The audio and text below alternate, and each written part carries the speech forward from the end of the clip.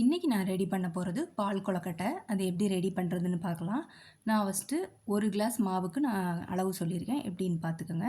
இப்போ 1 கிளாஸ் வந்து பச்சரிசி மாவு இருக்கு இல்லையா, அந்த மாவு எடுத்திருக்கேன்.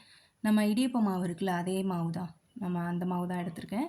இப்போ எடுத்து என்ன பண்ண போகிறேன், 1/4 டேபிள் ஸ்பூன் வந்து உப்பு சேர்த்துருக்கேன். சேர்த்துட்டு நல்லா மிக்ஸ் பண்ணிடலாம். மிக்ஸ் பண்ணிவிட்டு என்ன பண்ண போகிறோன்னா, தண்ணி இருக்கு இல்லையா, பச்சை தண்ணி இருக்கு இல்லையா, அதை வந்து தொளிச்சு நம்ம மாவு பிசைய போகிறோம். ரொம்பவும் தண்ணியாக இருக்கக்கூடாது, ரொம்பவும் கெட்டியாக இருக்கக்கூடாது. ஏன்னா மாவு வந்து உருட்டையில் தண்ணியாக இருந்துச்சுன்னா கொல கொலன்னு இருக்கும், உருட்ட முடியாது. ரொம்பவும் கெட்டியாக இருந்ததுன்னா மாவு வந்து உடஞ்சிக்கிட்டு வந்துடும், அந்த மாதிரி இருக்கும். அதனால் எப்படின்னு பார்த்து பிசைஞ்சுக்கோங்க. நான் 1 கிளாஸ்னால கொஞ்சமாக தொளிச்சு பண்ணுறேன். இது நல்லா நல்லா ஒரு உருண்டையாக பிடிச்சி வச்சிடலாம். அந்த மாவு பதத்தை மட்டும் நீங்கள் தான் பார்த்து பண்ணிக்கணும். அது எப்படின்னு பார்த்துக்கோங்க. இப்போ வந்து அதை வந்து உருண்டையாக பிடிச்சி வச்சாச்சு பாருங்கள், பெரிய உருண்டையாக இருக்குது. இது வந்து ஒரு 10 நிமிஷம் அப்படியே நமக்கு மூடி வச்சுருவோம். இப்போ வந்து இதுக்கு தேவையான அளவு பாசிப்பருப்பு வந்து 1/2 கிளாஸ் எடுத்திருக்கேன். 1 கிளாஸ் மாவுக்கு 1/2 கிளாஸ் பாசிப்பருப்பு எடுத்திருக்கேன். இதை என்ன பண்ண போகிறோன்னா, நல்லா கழுவிட்டு இப்போ ஸ்டவ்வில் வச்சுருக்கேன் இல்லையா, 1/2 செம்பு வந்து தண்ணி ஊற்றிருக்கேன். 1/2 செம்பு தண்ணி ஊற்றி இது நல்லா வேகட்டும்.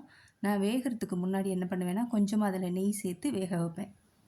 இப்போ வந்து நமக்கு பருப்பு வந்து வேகட்டும். இப்போ வந்து கொழுக்கட்டை வந்து உருட்டி எடுக்க போகிறோம். நான் வந்து உருண்டையெல்லாம் உருட்ட மாட்டேன். நான் எந்த மாதிரி உருட்டுறேனோ அந்த அளவு நான் உங்களுக்கு சொல்கிறேன்.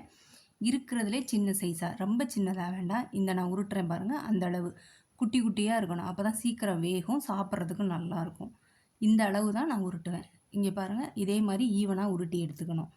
நீங்கள் உருண்டையாக போடுறதுனாலும் போட்டுக்கோங்க. உருண்டையாக போட்டிங்கன்னா குட்டியாக போட்டுக்கோங்க. ஏன்னா வேகிறதுக்கு டைமாக இருக்கும், வேறு ஒன்றுமே இல்லை.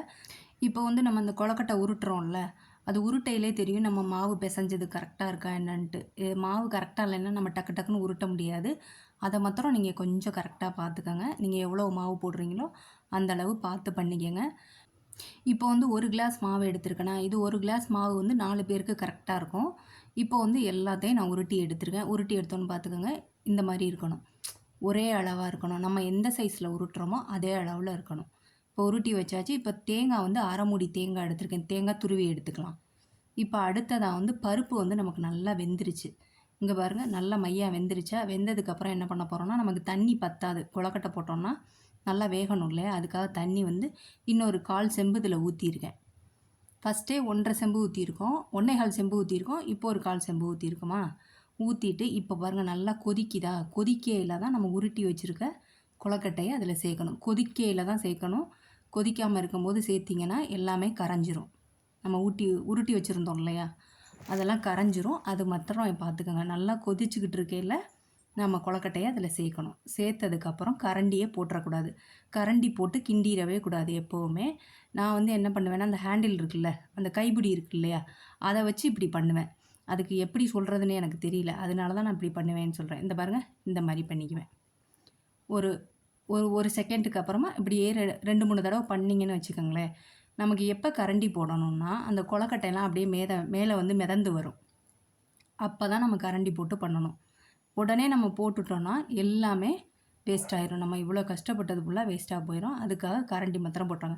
இந்த பாருங்கள், கொழுக்கட்டை மேலே வந்துருச்சா, மேலே வருது இல்லையா, இப்போ தான் நமக்கு வெந்துருச்சுன்னு அர்த்தம். 3/4 வெந்துருச்சுன்னு அர்த்தம். இப்போ வந்து நம்ம கரண்டி போட்டுக்கலாம், பயமே வேண்டாம். அதுக்கு முன்னாடி மாத்திரம் போட வேண்டாம். இப்போ பாருங்கள், இப்போ தான் நான் கரண்டியே எடுத்துருக்கேன். இந்த தனித்தனியாக இருக்கணும், நமக்கு கொழுக்கட்டை வந்து தனித்தனியாக இருக்கணும். இப்போ என்ன பண்ண போகிறோன்னா, இதுக்கு வந்து வெல்லம் வந்து 1 கிளாஸ் எடுத்திருக்கேன். 1 கிளாஸ் மாவுக்கு 1/2 கிளாஸ் பாசிப்பருப்பு, 1 கிளாஸ் வந்து வெல்லம்.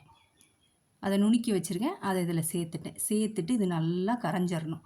கரைஞ்சதுக்கப்புறம் என்ன பண்ண போகிறோன்னா, ஒரு 5 நிமிஷம் அப்படியே விட்டுறலாம். ஒரு 5 நிமிஷம் நல்லா கொதித்ததுக்கப்புறம் லாஸ்ட்டாக வந்து நம்ம தேங்காய் துருவி வச்சுருந்தோம் இல்லையா, அதை வந்து இதில் சேர்க்க போகிறோம். 1/2 மூடி தேங்காய் நான் சொல்லியிருக்கேன். கொஞ்சம் ஜாஸ்தியாகவே நான் போடுவேன், உங்களுக்கு வேணால் கொஞ்சம் கம்மி பண்ணிக்கோங்க. இப்போ வந்து நமக்கு வெல்லம் எல்லாமே நல்லா கரைஞ்சிருச்சு. கரைஞ்சோன்னா நம்ம தேங்காய் சொல்லியிருந்தேன் இல்லையா, 1/2 மூடி காட்டியிருந்தேன் இல்லையா, அதை துருவி வச்சுருக்கேன். அதை இதில் சேர்த்துடலாம். சேர்த்ததுக்கப்புறம் நல்லா மிக்ஸ் பண்ணிட்டோன்னா லாஸ்ட்டாக ஏலக்காய் தூள் போட்டு இறக்கிற வேண்டியதான். இப்போ வந்து இது வந்து தண்ணியாக இருக்க மாதிரி இருக்கும். இது வந்து நல்லா ஆறுனதுக்கப்புறம் கொஞ்சம் கெட்டியாகிற மாதிரியே இருக்கும். அதுக்காக தான் இந்த பதத்தில் வைக்கிறது. லேட்டாக கொஞ்சம் கெட்டியாகிற மாதிரி இருக்கும். இப்போ வந்து லாஸ்ட்டாக வந்து ஏலக்காய் தூள் சேர்த்துருக்கேன். கால் ஸ்பூனுக்கும் கம்மியாக போட்டிருக்கேன். சேர்த்துட்டோன்னா அவ்வளோதாங்க, நம்மளோட பால் கொழுக்கட்டை ரெடி ஆயிரும். இப்போ வந்து நமக்கு விநாயகர் சதுர்த்தி வருது இல்லையா? அதுக்கு முன்னாடியே நான் உங்களுக்கு செஞ்சு காட்டணும்னு நெனச்சேன். அதனால தான் இன்னைக்கு இத செஞ்சிருக்கேன். உங்களுக்கு புடிச்சிருந்ததுன்னா நீங்களும் ட்ரை பண்ணி பாருங்க. லைக் பண்ணுங்க, ஷேர் பண்ணுங்க, சப்ஸ்கிரைப் பண்ணுங்க.